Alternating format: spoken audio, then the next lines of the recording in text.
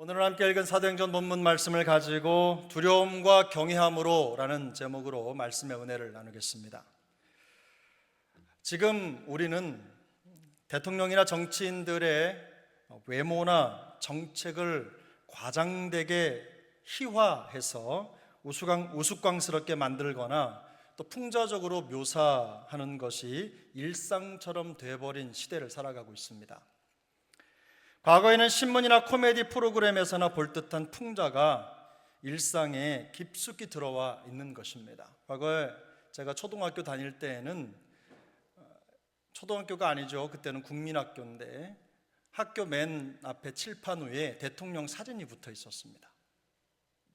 기억하시는 분들이 계실 겁니다. 정말로 세상이 많이 바뀐 것 같습니다. 태극기를 바라보고 국민조례를 하고 수업을 시작하던 때가 엊그제 같은데 요즘에는 너무나 세상이 많이 바뀐 것 같아요. 물론 표현의 자유도 있고 또 정치나 사회의 잘못된 부분을 꼬집으려는 의도도 있을 것입니다. 하지만 이런 희화나 풍자가 잠시 웃음을 줄 수 있을지는 몰라도 그 부작용은 심각한 수준입니다. 공개적으로 SNS 공간에서 상대방의 인격을 심각하게 모욕하고 조롱하는가 하면 가짜 뉴스를 만들어서 유포하고 여론을 조작하는 경우도 있습니다. 그리고 이런 일들이 아무런 죄책감도 없이 아무렇지도 않게 공공장소에서 공공의 공간에서 자행되는 것이 우리 사회의 가장 큰 부작용입니다. 교회도 이런 부작용의 예외는 아닙니다. 2017년이죠. 2017년에 구세주 리턴즈라고 하는 한국 영화가 개봉이 됐습니다. 그 영화 때문에 교계가 발칵 뒤집힌 적이 있어요. 교회를 지나치게 희화하고 또 우습게 보는 장면들이 그 영화 속에 여과 없이 포함되었기 때문입니다. 요즘에는 교회의 모습을 코믹하게 패러디해서 진지한 신앙생활을 희화하고 교회와 성도를 웃음거리로 만드는 드라마나 영화가 심심치 않게 등장을 합니다. 물론 교회나 신앙에 대한 이유 있는 비판이라면 우리가 겸허히 받아들여야 합니다. 듣고 마음에 새겨야 되겠죠. 하지만 극히 일부의 경우를 무분별하게 일반화해서 기독교 신앙 전체를 희화하고 가볍게 여기는 것은 분명히 문제가 있습니다. 마치 교회에 다니는 모든 성도가 그런 것 같은 잘못된 선입견을 대중에게 심어서 선량한 교회와 성도가 괴로움을 받고 큰 피해를 입게 되기 때문입니다. 이런 사회적 분위기와 세태를 생각할 때에 교회의 책임이 더욱더 무거워질 수밖에 없습니다. 예수 그리스도의 복음의 진지함을 세상에 들려주고 보여주어야 할 임무가 교회와 성도에게 있기 때문입니다. 더 조심하고 하나님의 말씀에 벗어나지 않는 그야말로 교회다운 교회를 이루기 위해서 우리 모두가 다 힘을 합쳐야 될 줄로 믿습니다. 그런데 사도행전 역사의 중심에 있는 초대교회의 모습에서 참으로 이상적인 교회의 모습이 발견됩니다.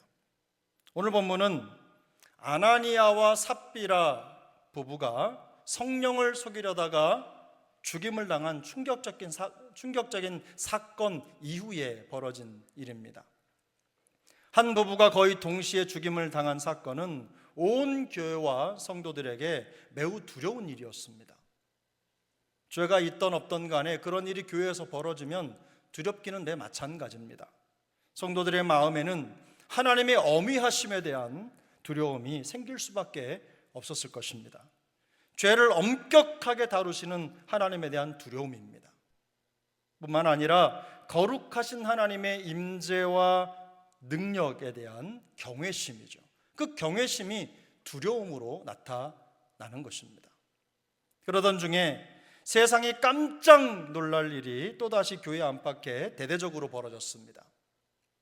사도들을 통해서 수많은 사람들의 병이 낫고 귀신이 물러가는 표적과 기사가 나타나기 시작한 것입니다. 이런 일을 바라보는 사람들의 감정이 복잡해졌습니다. 막 엇갈리는 거죠. 마치 기적이 일상이 된 것 같은 예전에 보지 못했던 일들이 일어나는 겁니다. 교회 안팎에서 그런 일들 때문에 술렁이기 시작하는 거예요.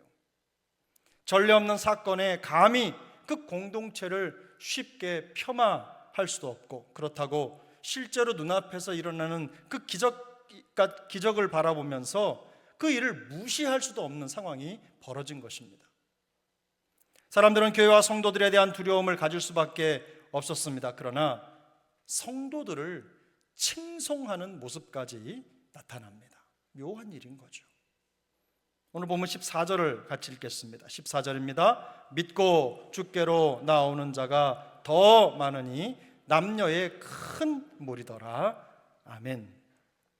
교회와 성도들 안에서 계속해서 기적이 일어나자 수많은 사람들이 교회를 찾았습니다. 두려움 반, 기대 반의 감정을 가지고 교회로 모여들기 시작한 것입니다. 교회 문턱이 낮아서라기보다는 교회의 거룩함과 경외심이 이들을 이끈 겁니다. 교회에 대한 그 경외심이 이들을 교회로 끌어들인 것입니다. 심지어 베드로가 지나가는 길목에 자리를 깔고 병든 사람들을 눕혀놓고 그의 그림자라도 덮이기를 바라는 그런 행동들까지 하는 겁니다. 참으로 기이한 일이 아닙니까? 그러나 이것은 맹목적으로 기적을 바라는 신비주의가 아닙니다. 성령이 역사하는 교회는 결코 세상이 함부로 할 수 없는 거룩한 공동체라는 인식이 그들 중에 퍼지고 있었던 것입니다.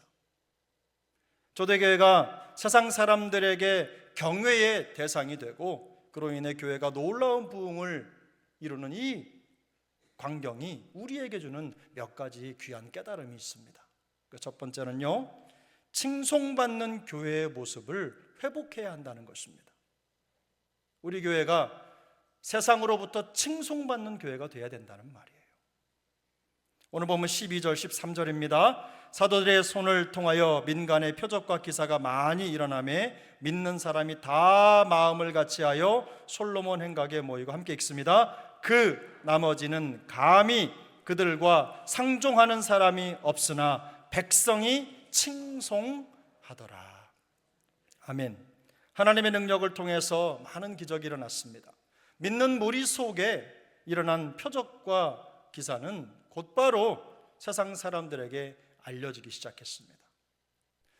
달 없는 말이 천리 간다는 말이 있죠. 그리고 소문은 항상 뜯어보면 시작점보다 마지막 점이 엄청나게 커져 있다는 거 여러분은 아실 겁니다. 아마 그때도 그랬을 것입니다. 매우 빠른 속도로 이 교회에 대한 소문이 전국 각처로 퍼지기 시작했습니다. 예루살렘 전역뿐만 아니라 예루살렘을 넘어선 넓은 지역까지 이 소문이 퍼진 거예요. 그런데 여러분 13절을 보면 그 나머지는 감히 그들과 상종하는 사람이 없으나 백성이 칭송하더라 라는 다소 어색한 표현이 등장합니다. 이 상종하는 이라는 말은요, 합류하다 혹은 함께 붙어있다 라는 의미입니다. 대개 우리나라 사람들은 상종한다라는 말을 부정적인 의미로 사용합니다. 어떤 사람을 완전히 무시하고 또 다시는 그 사람과 어떤 관계도 맺지 않겠다라고 말할 때 나는 그 사람이랑 상종도 안 해, 이렇게 말하잖아요. 철저하게 부정적인 의미입니다. 예를 들면 내가 우리 장로님하고 상종해, 이러는 걸 들어보신 적이 없잖아요. 우리는 이 상종이라는 말을 부정적으로 사용하거든요. 하지만 여기서 상종하는 사람이 없다는 것은요, 교회에 대한 두려움을 표현하는 것입니다. 외부 사람들이 교회를 가볍게 볼 수 없는 특별한 공동체로 인식했다는 뜻이에요. 더욱이 교회와 성도들을 칭송하면서 매우 좋게 평가를 합니다. 쉽게 다가설 수는 없지만 칭찬받아 마땅한 사람들로 여겼다는 뜻입니다. 다시 말하면 하나님의 능력이 함께하는 교회에 범접할 수 없는 특별함에 두려울 만큼 놀랐고 또 그 교회와 성도들의 모습을 칭찬했다는 말입니다. 교회와 성도들이 발산하는 복음의 능력이 세상을 압도했다는 것이죠. 놀라운 일입니다. 복음 때문에 교회가 박해를 받거나 배척을 받는 게 아닙니다. 복음 때문에 세상 사람들이 교회에 대한 경외심을 갖고 이구동성으로 교회를 칭송했다는 것입니다. 요즘은 정말 많은 교회들이 친근하고 편안한 분위기를 선호하는 것 같습니다. 밝고 따뜻하며 친근하고 편안한 환경에서 또 좋은 교회에서 신앙생활 하고 싶은 거죠. 그게 필요하죠. 중요한 가치입니다. 더군다나 요즘에는 그렇습니다. 예전에는 교회보다 더 좋은 집을 찾기가 어려웠지만 요즘에는 집보다 더 좋은 교회를 찾기가 어렵습니다. 그럼 문화의 변화죠. 저 역시도 교회가 따뜻하고 친근하며 편안한 환경이었으면 좋겠습니다. 교회가 친근하고 밝고 편안해서 누구나 들어올 수 있는 그런 환경이면 좋겠다는 생각을 할 때가 정말 많습니다. 그러나 그런 분위기를 형성하기 위해서 교회가 마땅히 가져야 할 진지함과 진중함을 내려놔도 된다는 뜻은 결코 아닙니다. 편안하고 친근해야 한다는 말이 하나님을 가볍게 여겨도 된다는 말이 아니라는 것쯤은 따로 설명할 필요가 없을 것입니다. 우리 모두는 다 그 부분을 공감하고 있어요. 예배를 습관적으로 드리거나 죄에 대해서 무감각해져도 된다는 의미는 더더군다나 아닙니다. 진지한 태도로 예배를 준비하고 매 순간 최고의 하나님께 최선의 예배를 드리기 위해서 우리 자신을 구별하고 또 돌아봐야 되는 것입니다. 요즘은 실제적인 삶의 문제를 중요하게 생각하는 경향 때문에 신앙생활의 전반을 행함에 집중하는 경우가 좀 많이 있습니다. 강조가 되는 거죠. 그래서 믿음과 삶이 일치가 되는 신행일치를 강조합니다. 중요하죠.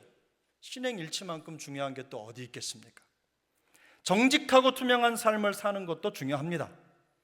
마음의 전심을 다해서 우리의 마음을 서로와 나누고 섬기는 남다른 모습, 그런 모습으로 이웃을 사랑하고 실천하고 사랑을 실천하고 봉사하는 것만큼 중요한 게 또 어디 있겠습니까? 예전에 제가 신방을 갔는데 교회 중직자분이 오랫동안 교회에 나오지 않아서 신방을 갔습니다. 근데 그 집사님 하시는 말씀이 첫 마디가 뭐였냐면 교회에 안 나가도 세상에서 성도로 부끄럽지 않게 살려고 노력한다는 거예요. 아주 긴 시간 대화를 나눴습니다만 여러분 생각해 보십시오. 우리가 하나님 앞에 그런 삶을 사는 거 굉장히 중요합니다. 그런데 예배를 드리지 않아요. 대단히 잘못된 것입니다. 세상에서 구별된 삶을 살고 삶이 예배가 되어야 한다는 것을 아는 사람이 교회 공동체가 함께 모여서 하나님을 예배하는 것을 경홀히 여기는 것은요, 이율배반입니다. 이율배반이에요. 이런 삶은 모래 위에 기초를 놓은 집과 같습니다. 교회의 모든 사역은 하나님께 거룩함으로 드리는 예배에서부터 시작되기 때문입니다. 나 자신부터 거룩하고 진중한 태도로 세상이 결코 함부로 여길 수 없는 예배의 위엄을 지킬 때 교회의 영적인 권위가 지켜지는 것입니다. 살아계신 하나님의 임재 앞에서는 예배의 그 두려움과 경외심을 잃어버린 교회는요, 세상의 조롱거리가 될 뿐입니다. 교회가 세상에서 칭송받기 위해서 세상의 기준이나 유행을 따라간다면 심각한 문제가 될 것입니다. 그런 방식으로 결코 세상이 경외심을 갖게 할 수도 없고 칭송을 받을 수도 없습니다. 오히려 하나님을 예배하는 교회의 본질과 거룩함을 추구하고 예배의 능력으로 세상을 향한 그 부르심의 소명을 다할 때 교회는 세상으로부터 칭송을 받게 될 것입니다. 어쩌면 세상 사람들보다도 우리 그리스도인들이 교회를 더 가볍게 생각하는 것 같다는 생각을 할 때가 있어요. 그들은 교회에 오면 어떤 마음을 가져야 되는지를 아는 것 같은데 오히려 교회 안에 있는 성도들이 그 마음을 놓치고 살아가는 게 보일 때 마음이 좀 많이 무겁습니다.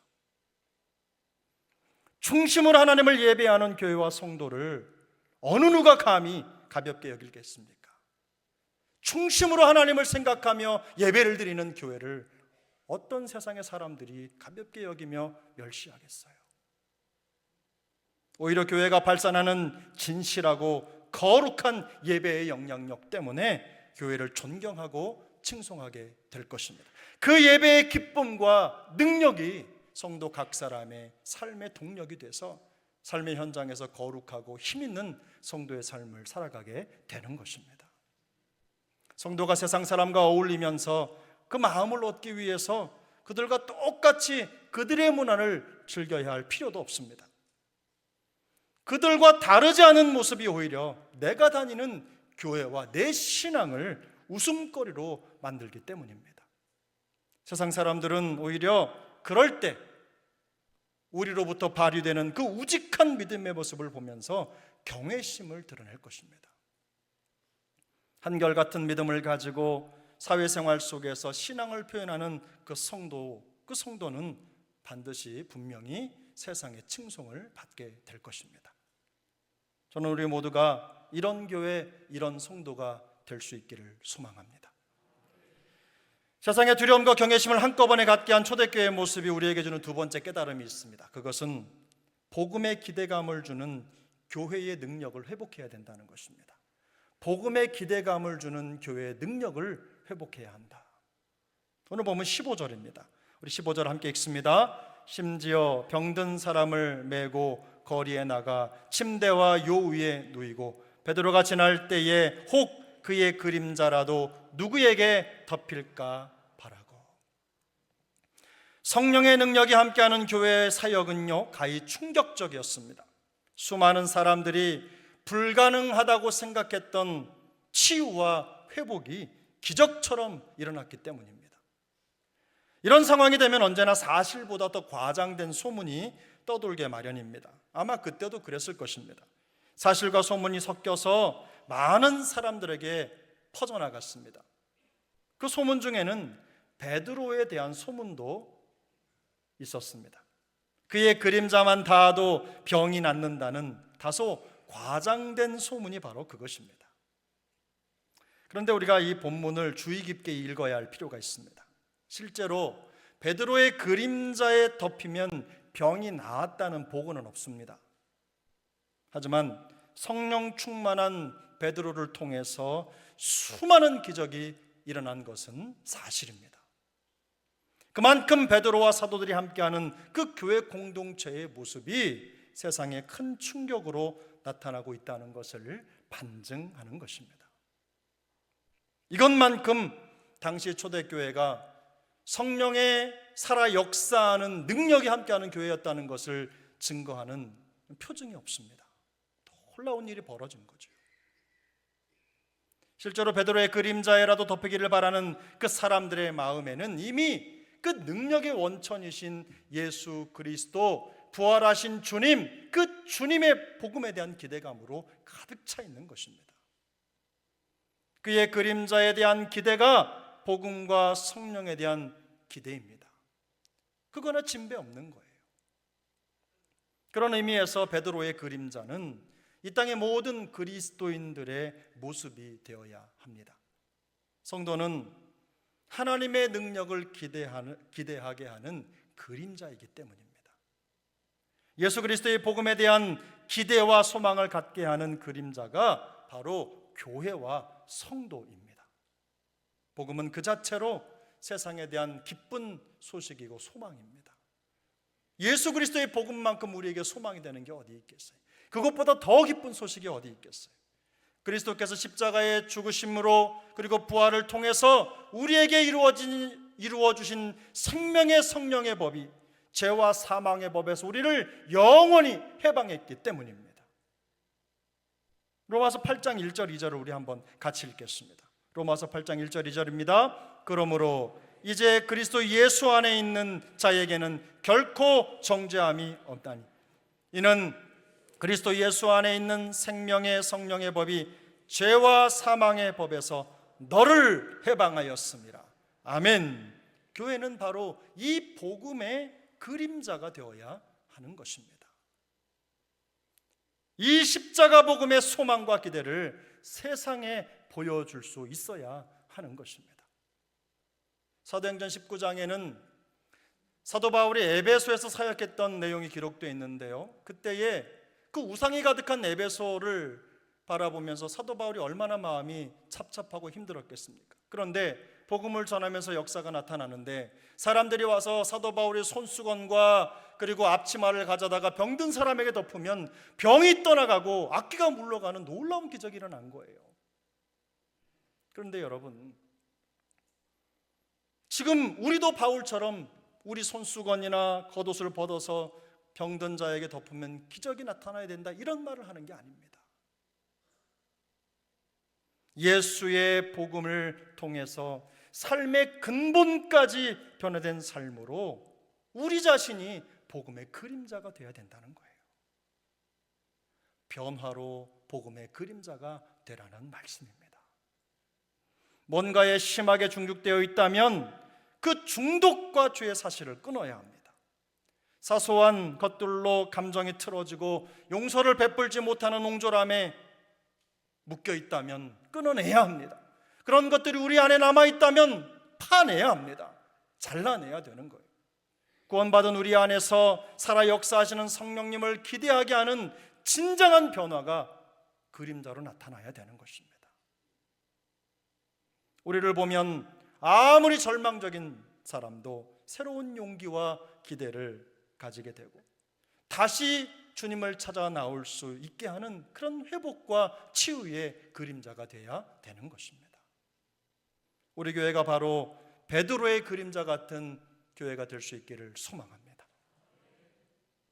하나님의 믿음의 임재와 더불어서 세상과 뭔가 다른 특별함이 기대되는 그런 공동체, 하나님의 복음의 역사가 느껴지는 그런 공동체, 그 모습만 봐도 하나님의 살아계심이 기대가 되는 그런 공동체, 우리 교회가 그런 공동체가 될 수 있게 되기를 소망합니다.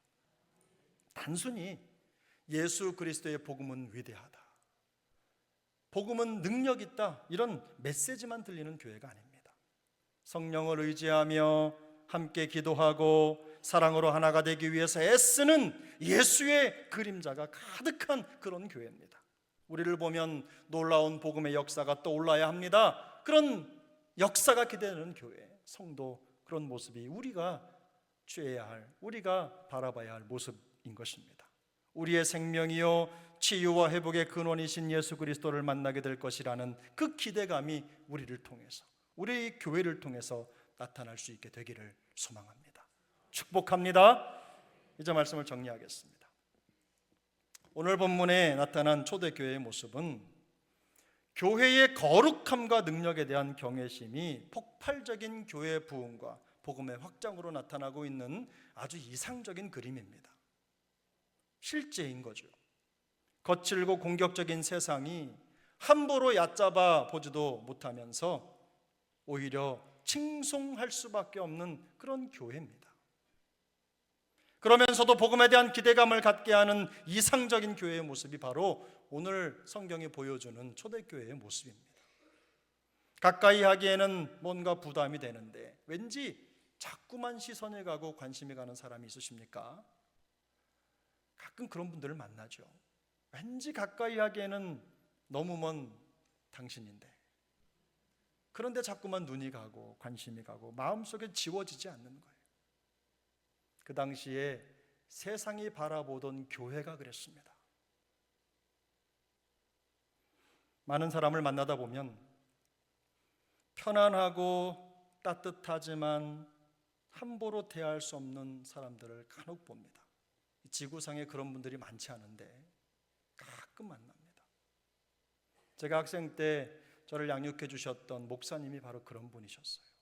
온유하고 편안하고 따뜻하지만 결코 함부로 대할 수 없는 분. 한없이 편안하고 따뜻하지만 결코 함부로 대할 수 없는 사람이 되고자 하는 것은 아마 저 혼자만의 바람은 아닐 것입니다. 우리 모두의 바람이겠죠. 우리의 모두의 기대일 것입니다. 그런데 하나님의 능력과 성령 충만으로 표적과 기사를 행하는 초대교회가 그랬습니다. 초대교회 성도들이 그랬어요. 그리스도의 사랑과 희생을 삶에서 실천하는 그 성도들의 한없는 그 따뜻함 그리고 편안함, 그런 것들이 그들 안에 충만히 있었지만 그들 안에 역사하시는 살아계시고 또 기적을 펼치시는 그 거룩하신 하나님, 그 하나님이 느껴지는 거예요. 그래서 그들을 바라보면 두려움과 경외심이 저절로 일어났던 겁니다.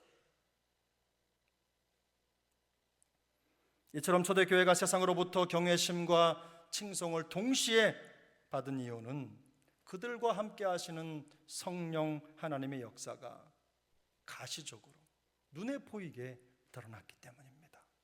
기적과 표적도 중요합니다. 그들에게 나타난 놀라운 일들도 중요하지요. 그런데 예수 그리스도의 복음과 성령 충만함으로 나타나는 성도들의 놀라운 변화, 예전에는 찾아볼 수 없었던 모습들이 복음을 가진 그들에게서 보이는 거예요. 놀라운 변화, 표정부터 바뀌고 사람을 대하는 태도가 달라지는 거예요. 그런 모습을 기운 줄 알았는데, 한 번쯤 두 번쯤 있다 말 줄 알았는데 그 모습이 계속 유지가 되니까 이제 사람들이 거기에 관심을 갖게 되는 거예요. 함부로 할 수 없지만 경외하는 대상이 된 겁니다. 칭송하게 된 거예요. 두려움과 칭송을 불러일으키는 모습이 된 것입니다. 성도들의 변화는 세상으로 하여금 복음에 대한 강력한 기대감을 갖게 하는 복음의 그림자입니다. 그 결과 여러분, 믿고 죽게로 나오는 자가 더 많아졌다고 성경이 기록하지 않습니까? 믿고 죽게로 나오는 남녀가 너무나 많았다는 거예요. 한 사람의 변화가, 교회의 변화가, 하나님을 예배하며 그리스도의 놀라운 사랑의 능력으로 똘똘 뭉친 그 교회 때문에 더 많은 사람들이 교회를 찾아 나오고 교회에 놀라운 부흥이 나타나게 된 것입니다. 요즘 시대에는 따뜻하고 편안하게 그리고 사람을 환영하는 그런 분위기를 만드는 거 굉장히 중요하게 생각합니다. 교회의 문턱을 낮추는 것도 중요한 가치입니다. 교회가 그래야 되겠죠. 세상 속에 있는 만큼 세상 사람들이 얼마든지 드나들 수 있는 그런 환경을 만드는 게 중요합니다. 그러나 교회가 현대 사회의 가벼움에 휩쓸리지 않도록 복음의 진중함을 지키는 것을 먼저 해야 합니다. 그게 바로 먼저 우리의 우선순위가 돼야 되는 거예요. 우리 안에 먼저 하나님께 드리는 예배에 있어서 진중함과 경외심이 회복되기를 축복합니다. 하나님 앞에 예배 드릴 때 이게 어떤 예배인지를 잊어서는 안 됩니다. 마음을 다하고 중심으로 예배를 준비하는 거예요. 예배는 모든 교회 사역의 기초이며 시작입니다. 예배의 거룩함과 위엄을 지킬 때 교회의 영적 권위가 세워지고 세상이 교회를 함부로 할 수 없게 되는 것입니다.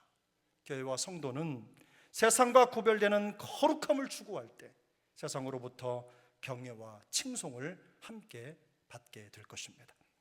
복음을 전파한다는 명목으로 세상과 같아질 필요는 없습니다. 꼭 시궁창에 들어가 봐야 냄새를 맡을 수 있는 건 아니잖아요. 세상 문화에 동화되지 않고도 우직하게 믿음의 원칙을 지키면서 얼마든지 세상에 복음의 기대감을 줄 수 있습니다. 강력한 변화로 증명하는 우리의 신앙생활을 통해서 예수 그리스도와 십자가 복음에 대한 기대감을 갖게 하는 그런 복음의 그림자 같은 교회가 되어야 될 줄로 믿습니다. 그런 성도가 되어야 될 줄로 믿습니다. 단순히 복음을 말하는 것을 넘어서야 합니다. 요즘에는 전도지를 주면 잘 안 받죠. 전도지를 받는 사람들이 마음속에 그런 생각을 갖는데요, 너나 잘해라, 너나 잘해라, 이런 마음을 갖는답니다. 왜 그런 반응이 나오겠습니까? 근원적으로 변화된 삶이 필요합니다. 밑바닥부터 변화된 우리의 삶을 통해서 우리가 바로 그 성령의 역사의 그림자가 되어야 될 줄로 믿습니다. 치유와 회복의 그림자가 되어야 하는 것입니다. 함께 성령을 의지하면서 함께 기도하고 십자가 사랑으로 하나가 되어서 그리스도의 몸된 교회를 이룰 때 우리를 통해 세상은 그리스도와 복음에 대한 새로운 기대를 갖게 될 것입니다. 우리 교회가 그렇게 되기를 바랍니다. 세상이 두려움과 칭송함으로 주목하는 우리 교회, 우리 성도, 우리 새중앙교회, 우리 새중앙 모든 영가족 될 수 있기를 예수님의 이름으로 축복합니다.